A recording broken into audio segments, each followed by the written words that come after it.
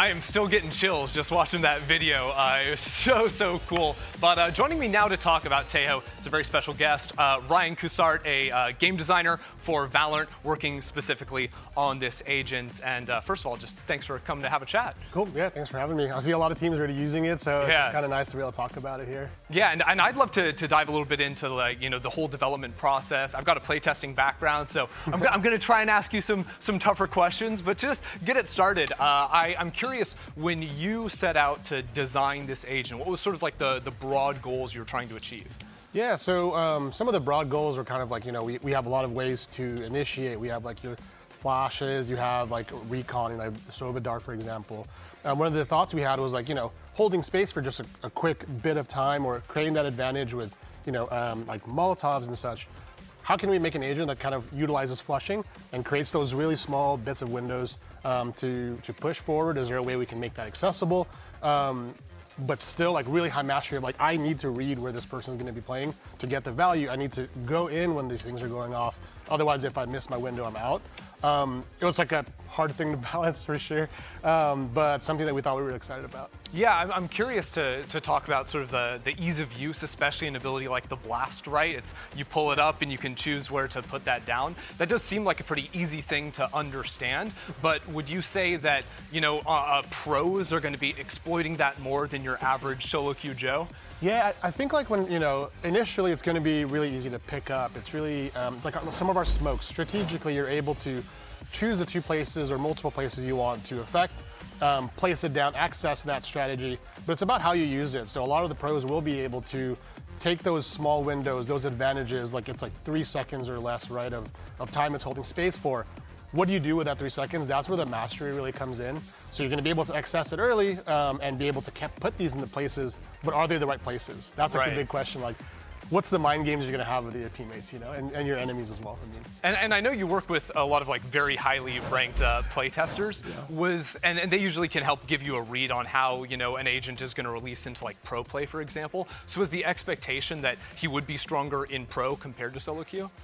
So we had, there was a lot of playtests we were having with like our gameplay analysis team. They're like our goats, because like this was a tough one. Like I'm not kidding, this one was really tough. But as far as like the the metas and the pros, we have a lot of metas that we were thinking of. There's a lot of metas we saw in EMEA that were like a little bit off from what we were thinking, but I was like curious to see how they were cooking it. But yeah, like it took a lot of time, I think, to kind of get it right. We think like, Sova Breach, there's a lot of the different issues that kind of pair with it. So they helped us a lot to understand, like, is there anything that's going to be way too strong? Is there anything that's going to be like too weak? Does he need a little bit more here, more there? How do his tools play into the executes? Yeah, I mean, even myself looking at the agent, trying to sort of like look at playbook ideas with the GCT, my coach, it seems to me like he works really nicely with other agents like Breach or anyone with lots of ground control. Like you can just demolish entire sites. Is that what you're expecting to be sort of the strongest pairing, or are there other things that you think teams will figure out? I think it's going to be up to the teams. I think like, our analysts, our gameplay analyst team, like they're really good at finding like, two paths. Like we think that you double down with Breach, right? You lose that recon, but what you get is this really hard, like I'm making this call and we're brute forcing our way in. Whereas with only having the stealth drone, you don't have as much information, so what you want is to pair it with a Fade or a Sova to give you that information and get the rockets in the right place. So it's going to be those two. It's like, do I pair it with the recon? Do I pair it with like just raw like power? Curious to see what the rest of the pieces come around there. We saw a lot of like Yoru's played with it as well.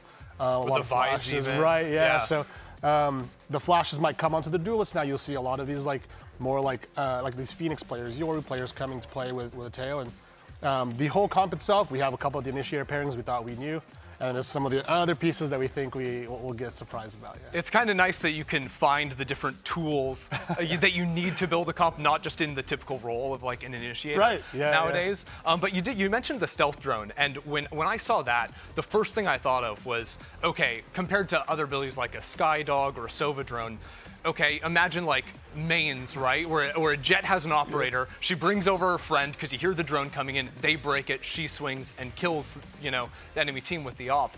The stealth drone sort of avoids that problem. Was that intentional on your part? That was one of the main pieces that we thought would be really unique to the stealth drone, right? Like a stealth drone that can get past that first angle. Like Sova drone might not be able to.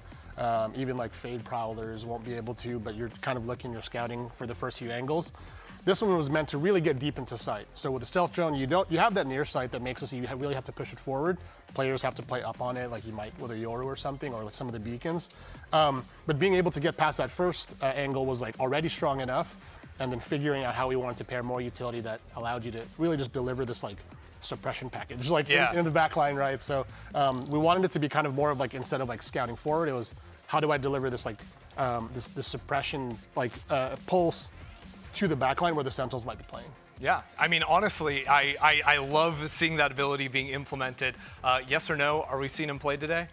I think I heard about something about like a verbal thing. Maybe like they won't be, but I think we'll see a lot of teams playing today. Okay, I'm hoping I believe it. At least one team will play, is from what I hear. So. Yeah, thanks so much for taking the time and talking with me. It was really nice to get into it and talk a little bit about Tejo, who has been taken EMEA by storm. Already seen that played a few times, and honestly, I do think we're going to see a lot already. Potter is always in the kitchen cooking up some great ideas for agent comps, so we can definitely get some more out of that. Yeah, at the end of the day, we've just got a lot of cool stuff, and while there's a chance we're going to see KO in action today, there is something else that we need to talk about, and that is, well, that's going to be something interesting. It's going to be the return of a VCT legend. Dun, dun, dun. Dun, dun.